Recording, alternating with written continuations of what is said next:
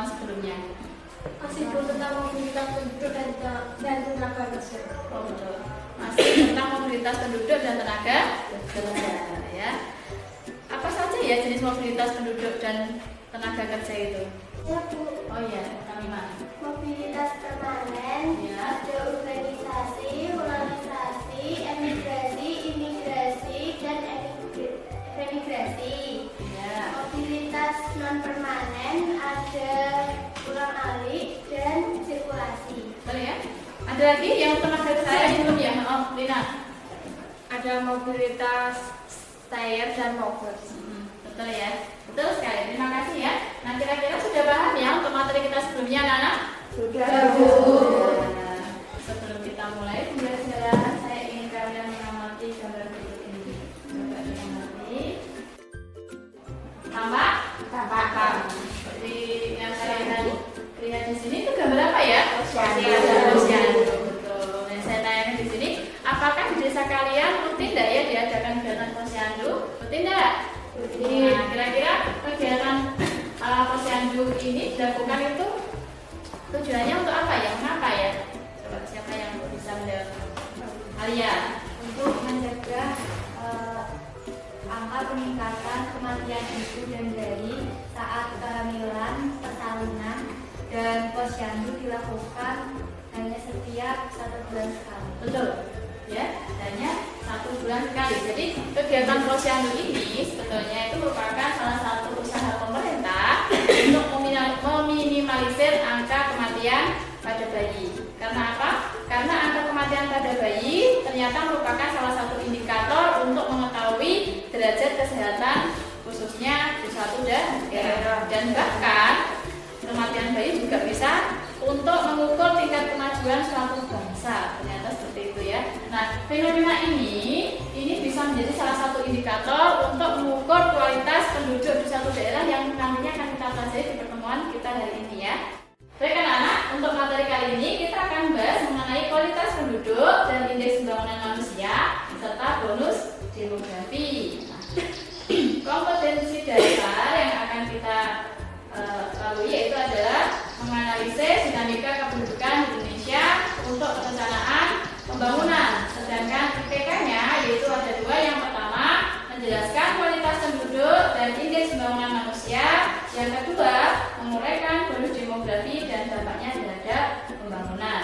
Sedangkan tujuan pembelajaran kita kali ini yaitu adalah melalui model pembelajaran problem based learning dengan pendekatan saintifik secara mandiri dan kelompok peserta didik dapat menganalisis dinamika kependudukan di Indonesia untuk perencanaan pembangunan serta terampil menyajikan data kependudukan dalam bentuk tabel, grafik, gambar atau bentuk aplikasi lainnya. Sebelum kita ke materi inti, kegiatan inti, kita akan melakukan pretest terlebih dahulu ya. Pretest ini untuk mengukur kemampuan awal kalian. Jadi di situ ada 5 soal pertanyaan ganda. Saya share di grup. Silahkan kalian klik linknya, kemudian dikerjakan.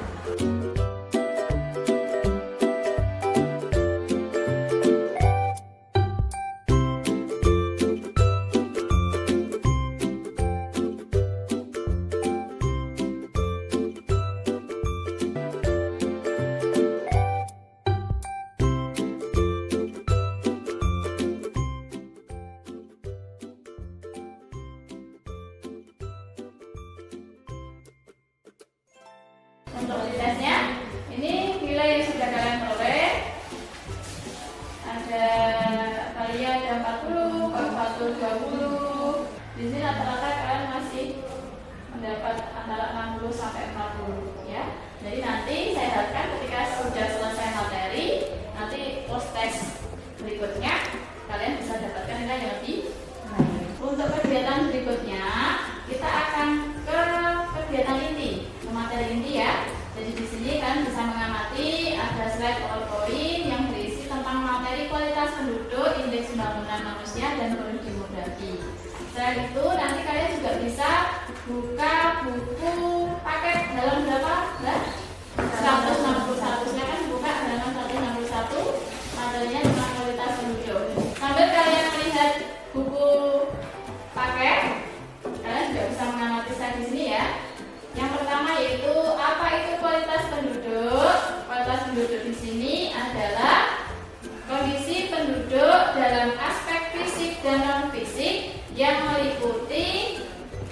derajat kesehatan, pendidikan, pekerjaan, produktivitas, tingkat sosial, ketahanan, kemandirian, kecerdasan sebagai ukuran dasar untuk mengembangkan kemampuan dan menikmati kehidupan sebagai manusia yang bertakwa, berbudaya, berkepribadian, berkebangsaan, dan hidup yang layak. Kelihatan ya? Kemudian untuk yang kedua, indeks pembangunan manusia. Siapa yang bisa mendapat fisika? Coba. Indeks ya. Indeks pembangunan manusia adalah bagaimana penduduk dapat mengakses hasil pembangunan dalam memperoleh pendapatan, kesehatan, pendidikan, dan sebagainya. Itu pengertian tentang IPM ya, indeks pembangunan manusia. Kemudian berikutnya, apa itu bonus demografi? Yaitu adalah suatu keadaan di mana penduduk yang masuk ke dalam usia produktif jumlahnya lebih banyak dibandingkan dengan penduduk usia tidak produktif. Masih ingat ya, kalau penduduk usia produktif itu usia berapa? 15 tahun sampai 64 tahun. Betul. Yang tidak produktif 0 sampai 14 tahun dan di atas tahun. di atas 65 tahun gitu ya.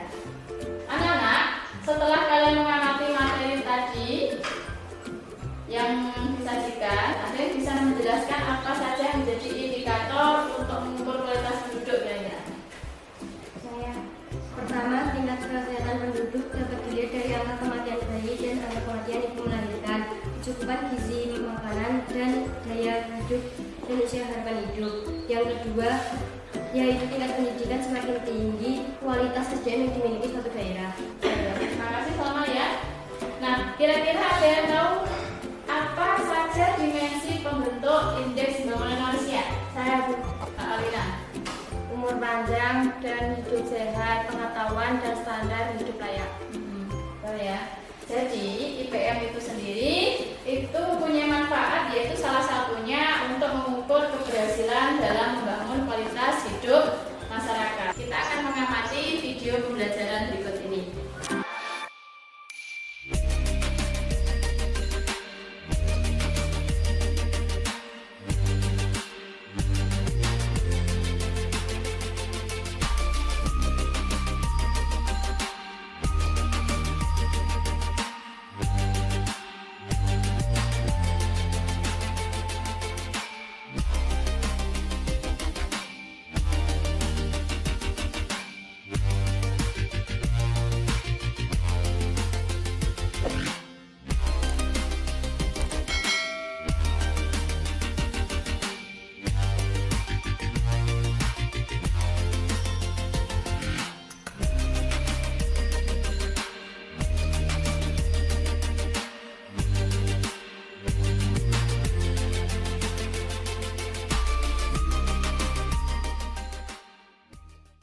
Kamu sudah pernah dengar istilah bonus demografi yang kerap kali jadi topik pembicaraan di berbagai diskusi?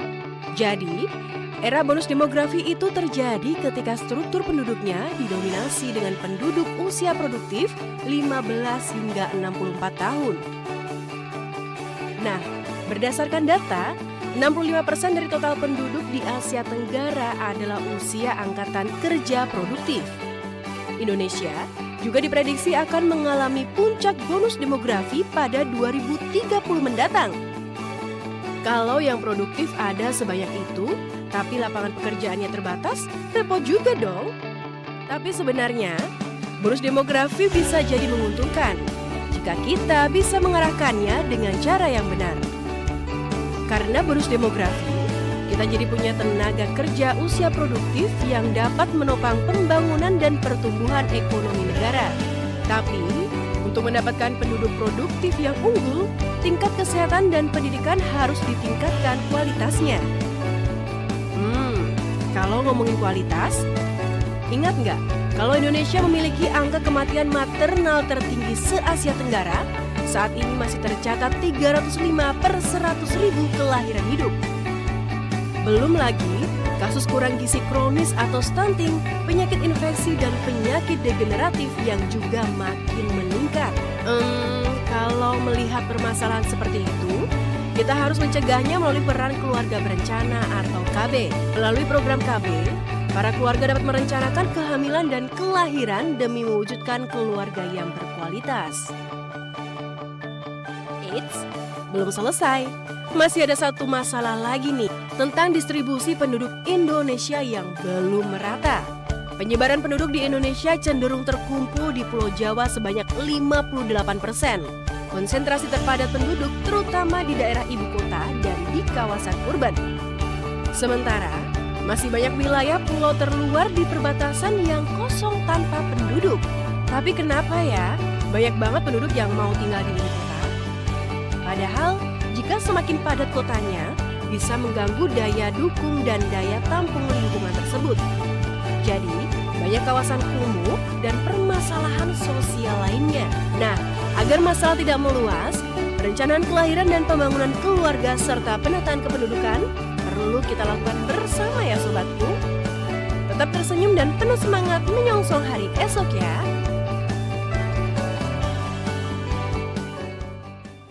Baik anak-anak, tadi sudah ditampilkan. Nah sekarang saya ingin tahu dari kalian. Coba apa yang kalian amati tadi? Kira-kira tentang fenomena apa? Adinda. Video pertama tentang perbandingan kualitas penduduk di Papua dan di Jakarta. Ya. Dan yang video kedua tentang penduduk.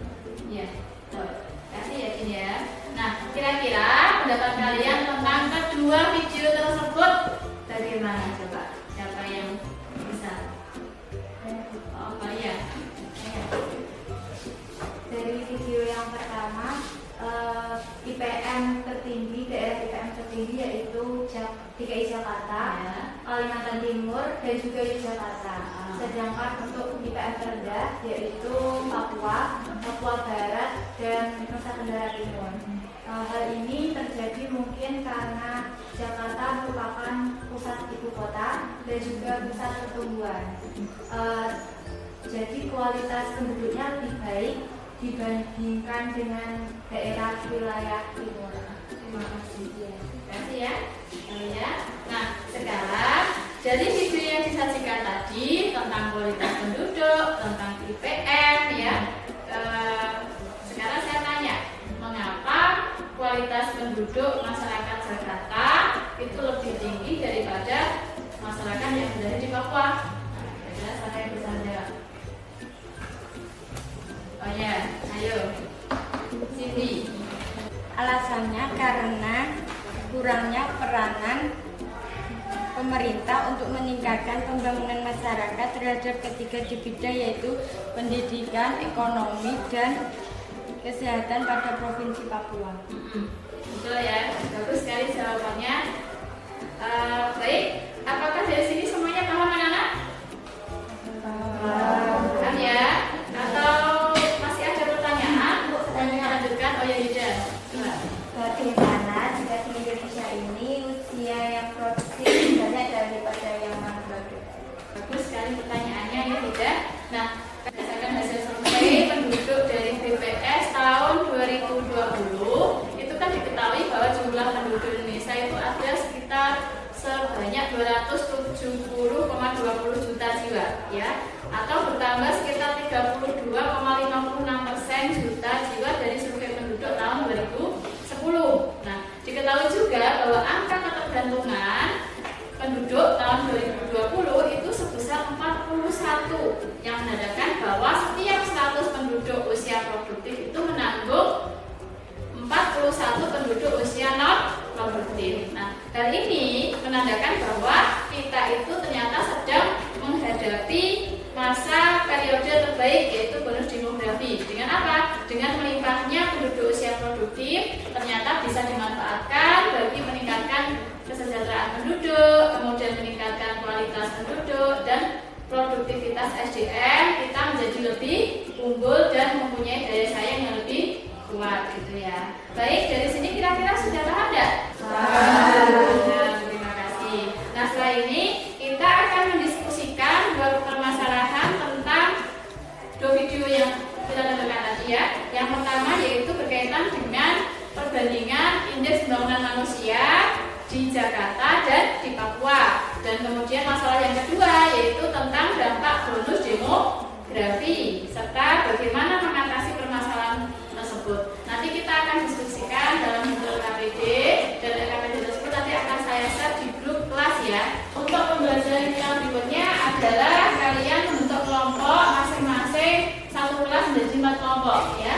Saya bentuk ya. Kelompok pertama silahkan berkumpul Halia, Safa, Salwa, dan Ika. Kelompok 2 Arla, Uswatun, Tata, dan Kofifatun. Kelompok 3 Mutamimah, Adinda, Salma, dan Dina. Dan kelompok 4 Yida, Cindy, Dewi, dan Ika. Silahkan kalian berkumpul dengan kelompok masing-masing. Nanti kita akan lanjut dalam pengerjaan LKPD.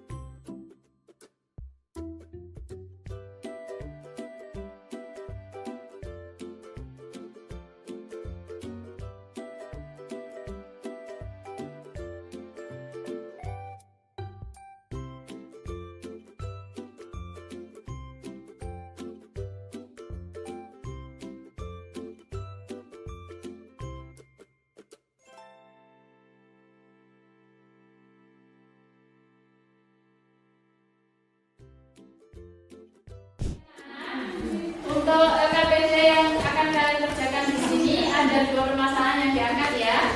Yang pertama di sini tentang kualitas penduduk, indeks dan indeks pembangunan manusia. Berdasarkan artikel tentang kualitas penduduk dan antara Jakarta dan Papua, itu nanti bisa kalian baca, kemudian kalian cermati, kemudian dijawab pertanyaan di bawahnya ya. Ya, seperti misalnya nomor 1, berdasarkan artikel di atas, analisisnya mengapa ada perbedaan kualitas penduduk dan IPM di daerah. Yang kedua, analisislah mengapa IPM Jakarta lebih tinggi daripada Papua. Dan yang ketiga, analisislah bagaimana solusi atau upaya untuk mengatasi perbedaan kualitas penduduk dan IPM sesuai dengan masalah di atas ya. Kemudian berikutnya untuk LKPD yang kedua, masalah yang diangkat yaitu tentang bonus demografi. Silakan dicermati juga berdasarkan video belajar yang sudah kita saksikan di materi ini tadi. Ada beberapa pertanyaan yang harus kalian jawab. Yang pertama yaitu, jika usia produktif mengalami peningkatan sedangkan lapangan pekerjaan terbatas, bagaimana mengatasi masalah tersebut? Gitu ya. Kemudian pertanyaan yang kedua adalah, analisislah bagaimana solusi atau upaya untuk mengatasi permasalahan yang muncul sebagai dampak dari bonus demografi.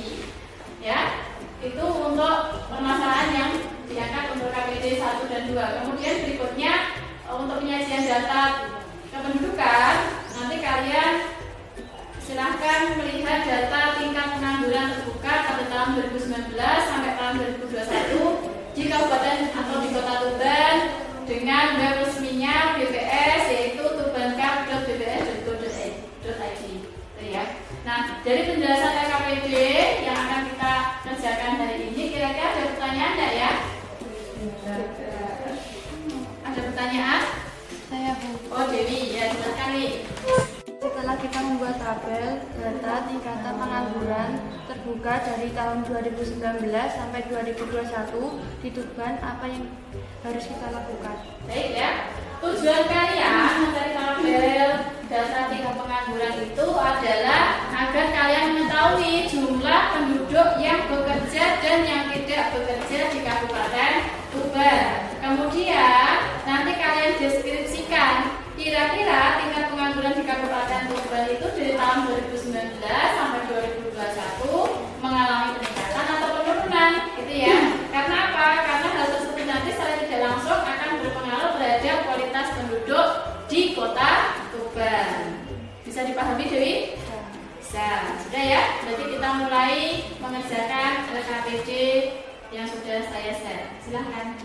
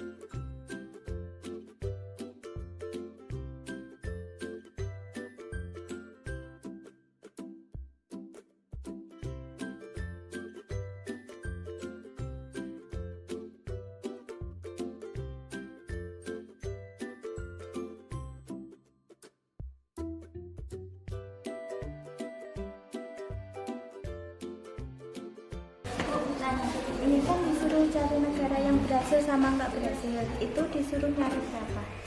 Oh, yang mana? Yang carilah negara yang tidak berhasil menghadapi bonus demografi ya, sama yang berhasil. Ini nanti cari satu aja nggak apa-apa. Kan sudah tadi loh. Ya, Afrika Selatan yang tidak berhasil ya. Terus apa lagi ini yang tidak berhasil? Negara mana ini? Jepang. Udah itu aja, nanti digambarkan langsung ya. Jadi kira-kira kenapa negara itu bisa berhasil atau tidak berhasil? Alasannya ya. Iya. Sudah selesai? Sudah. Silakan untuk LKPD-nya dipresentasikan di depan. Itu nanti kalian bentuk dari Word ke PDF ya.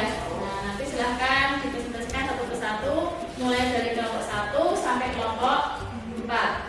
Saya persilahkan untuk kelompok 1 maju ke depan terlebih dahulu. Assalamualaikum warahmatullahi wabarakatuh. Waalaikumsalam warahmatullahi wabarakatuh. Kami dari kelompok 1 ingin mempresentasikan hasil diskusi kami.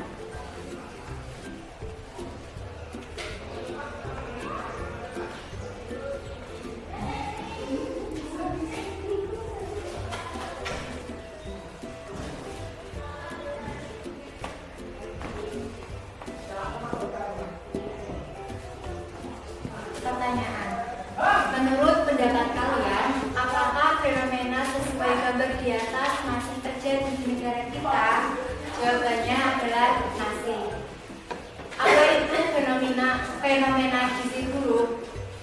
Fenomena gizi buruk yaitu keadaan di mana seseorang mengalami kekurangan konsumsi zat gizi yang disebabkan oleh rendahnya konsumsi energi protein dalam makanan sehari-hari. Apakah itu pengangguran? Pengangguran yaitu orang yang tidak mempunyai pekerjaan, tidak bekerja sama sekali, atau yang sedang mencari pekerjaan.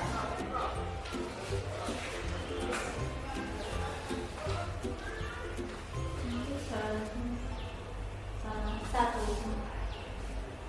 Kualitas penduduk adalah kondisi penduduk dalam aspek fisik dan non-fisik yang meliputi derajat kesehatan, pendidikan, pekerjaan, produktivitas, tingkat sosial, ketahanan, kemandirian, kecerdasan sebagai ukuran dasar untuk mengembangkan kemampuan dan menikmati kehidupan sebagai manusia yang bertakwa, berbudaya, berkepribadian, berkebangsaan, dan hidup layak.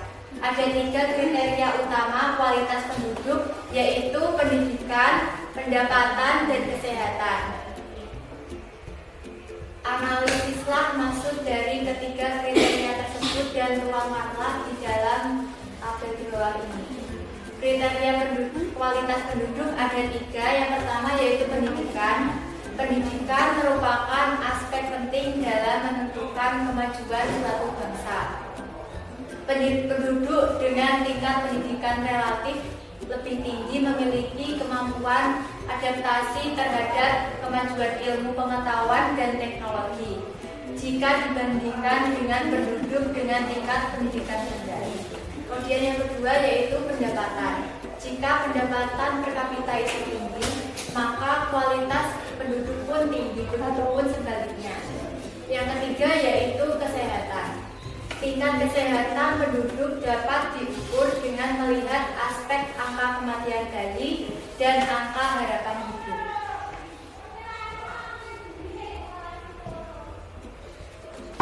Menurut pendapat kalian, bagaimana jika suatu negara kriteria kualitas penduduknya terbilang rendah?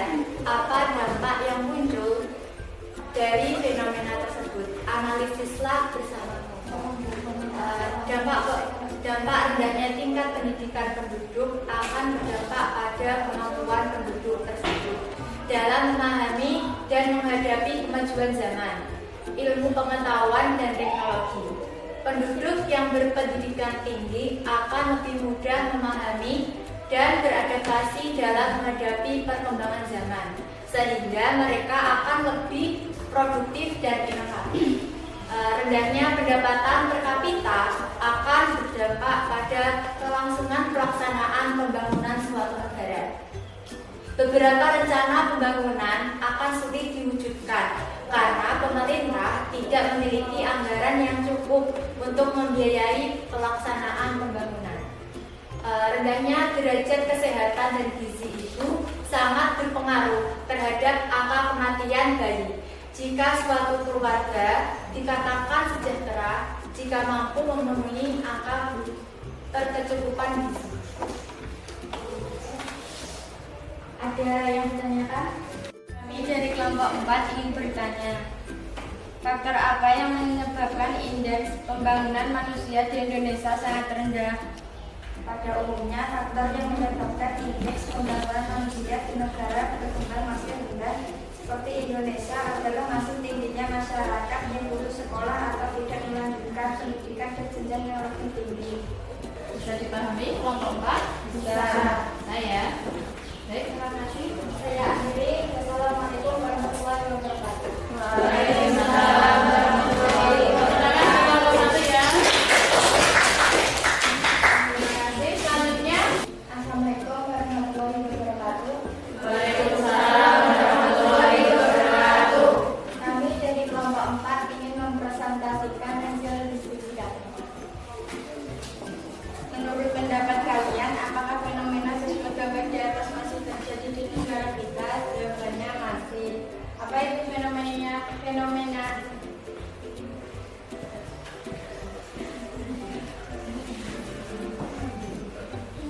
Apa itu fenomena gizi buruk? Keadaan di mana seseorang mengalami kekurangan konsumsi gizi yang disebabkan oleh rendahnya konsumsi energi protein dalam makanan sehari-hari. Apakah itu pengangguran?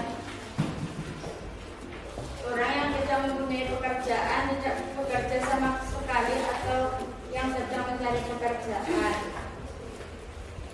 1. Bonus demografi adalah suatu keadaan di mana penduduk yang masuk ke dalam usia produktif jumlahnya lebih banyak dibandingkan dengan penduduk usia tidak produktif. Ternyata bonus demografi bisa memberikan dampak positif bagi negara yang sudah siap dan memberikan dampak negatif bagi negara yang belum persiapan menghadapinya.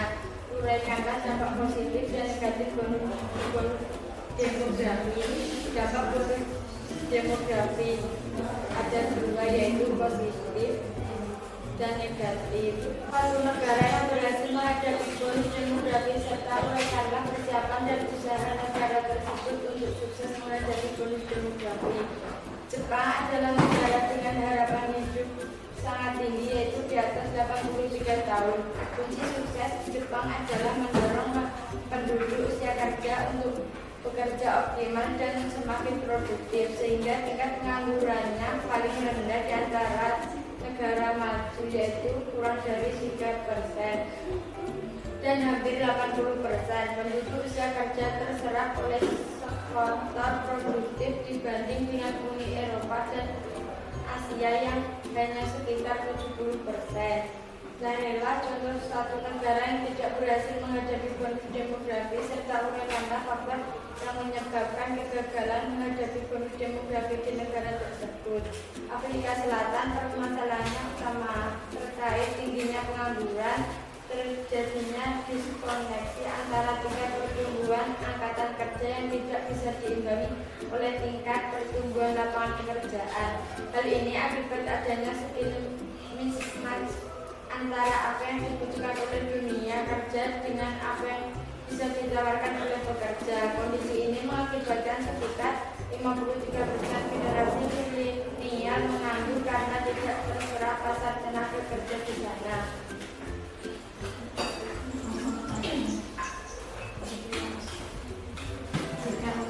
Berdasarkan video tersebut diperoleh data bahwa 65% dari total penduduk di Asia Tenggara adalah usia angkatan kerja produktif. Indonesia juga diprediksi akan mengalami puncak bonus demografi pada 2030 mendatang. Jika usia produktif mengalami peningkatan sedangkan lapangan pekerjaan terbatas, bagaimana mengatasi masalah tersebut? Analisislah. melimpahnya SDM yang produktif tidak akan bisa produktif apabila tidak ada lapangan pekerjaan yang sesuai dengan keterampilan dan bidang yang dikuasai. Maka dari itu pemerintah tengah mempersiapkan berbagai lapangan pekerjaan dan membuka investasi baik dari dalam negeri maupun luar negeri, termasuk mengundang modal asing masuk Indonesia guna untuk menciptakan lapangan pekerjaan untuk generasi produktif. Analisislah bagaimana solusi atau upaya untuk mengatasi permasalahan yang muncul sebagai dampak dari bonus demografi. Dalam mengoptimalkan manfaat bonus demografi dan ada beberapa hal yang dapat dilakukan, yaitu dengan mengembangkan kualitas manusia melalui pendidikan dan pelatihan, memperluas pasar tenaga kerja, mengelola pertumbuhan populasi dan meningkatkan efikasi kesehatan penduduk. Sekian presentasi dari kelompok kami. Ada yang ditanyakan? Kami dari kelompok 3 ingin bertanya, bagaimana upaya yang tepat untuk memaksimalkan potensi bonus demografi di Indonesia? Dengan mengoptimalkan manfaat bonus demografi, ada beberapa hal yang dapat dilakukan, yaitu dengan mengembangkan kualitas penduduk melalui pendidikan dan pelatihan, memperluas pasar tenaga kerja, mengelola pertumbuhan populasi, dan meningkatkan kesehatan penduduk. Bisa dipahami? Nah, oke, terima kasih. Ada pertanyaan lain mungkin? Sudah? Sudah. Jadi itu Mbak. Sekian dari kelompok kami. Wassalamualaikum warahmatullahi wabarakatuh. Waalaikumsalam warahmatullahi wabarakatuh. Tangan kelompok 2 ya. Baik anak-anak, demikian tadi presentasi yang sudah kalian lakukan. Terima kasih ya. Sebelum saya memberikan kesimpulan untuk presentasi kita hari ini, mari kita melakukan SDG terlebih dahulu. Kalau kau siswa ceria tepuk tangan. Kalau kau siswa ceria tepuk paha. Kalau kau siswa ceria, mari kita lakukan. Kalau kau siswa ceria tepuk tangan. Kalau kau siswa ceria petik jari. Kalau kau siswa ceria bilang boleh, boleh. Kalau kau siswa ceria, mari kita lakukan. Kalau kau siswa ceria, lakukan semuanya. Boleh. Terima kasih. Berdasarkan hasil diskusi dan presentasi dari kelompok 1 sampai kelompok 4 tadi, ada beberapa hal yang bisa kita simpulkan ya. Yang pertama yaitu adalah indikator dari kualitas penduduk itu bisa dilihat dari 3 faktor, yaitu tadi tingkat apa? Pendidikan, kesehatan, dan pendapatan per kapita. Nah, sedangkan IPM itu merupakan indikator yang digunakan untuk mengukur kualitas pembangunan manusia di suatu daerah. Di negara Indonesia, Provinsi DKI Jakarta memiliki IPM tertinggi tadi sebesar 77,60% pada tahun 2010. Sedangkan Provinsi Papua dari tahun 2004 sampai 2010 memiliki IPM yang paling kecil di antara provinsi-provinsi lainnya. Hal ini jadi berkat kenapa? Karena kurangnya pengaturan pemerintah yaitu untuk meningkatkan pembangunan masyarakat pada ketiga bidang tadi ya, pendidikan, ekonomi, dan kesehatan. Akan tetapi ternyata di Papua itu memiliki sumber daya alam yang sangat melimpah. Jadi sebetulnya provinsi Papua itu seharusnya bisa bersaing dengan provinsi yang lain, gitu ya. Kemudian yang kedua yaitu mengenai bonus demografi. Ada beberapa upaya pemerintah untuk memaksimalkan potensi tersebut, yaitu adalah mengembangkan kualitas penduduk melalui pendidikan, kemudian melalui pelatihan, melalui perluas pasar tenaga kerja, mengelola pertumbuhan populasi, dan meningkatkan kesehatan penduduk. Itu ya, itu kesimpulan dari Pusika. Nah sekarang coba dari kalian sendiri untuk belajar kita hari ini, siapa yang bisa memberi kesimpulan? Oke. Kualitas penduduk adalah sebuah kondisi penduduk yang dilihat dari tingkat pendidikan, kondisi kesehatan, dan kondisi pendapatan penduduk. Sedangkan angka IPM atau indeks pembangunan manusia dilihat dari angka melek huruf dan angka harapan hidup. Baik, sebelum kita mengakhiri pelajaran kali ini, saya ingin merefleksi pembelajaran kita hari ini bagaimana? Silakan kalian berikan emoticon di grup yang sudah kita buat.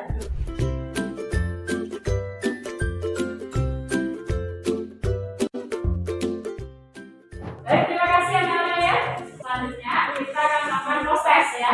Ini akan kita nanti. Proses akan saya tunjukkan lewat grup linknya. Silahkan dibuka. Baik. Bisa dilihat untuk nilai proses kita hari ini. Terima kasih rata-rata dapat 80 sampai 100 dari 5 soal seperti yang tadi ya.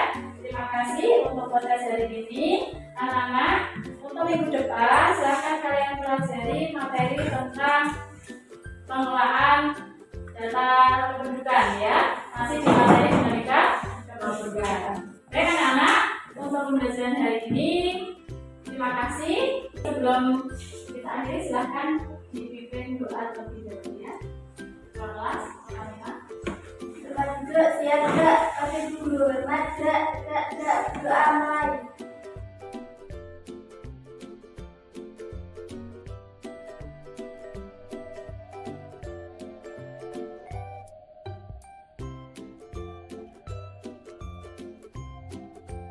Doa selesai. Terima kasih. Semoga pembelajaran kita hari ini bermanfaat untuk kita semuanya. Assalamualaikum warahmatullahi wabarakatuh. Waalaikumsalam warahmatullahi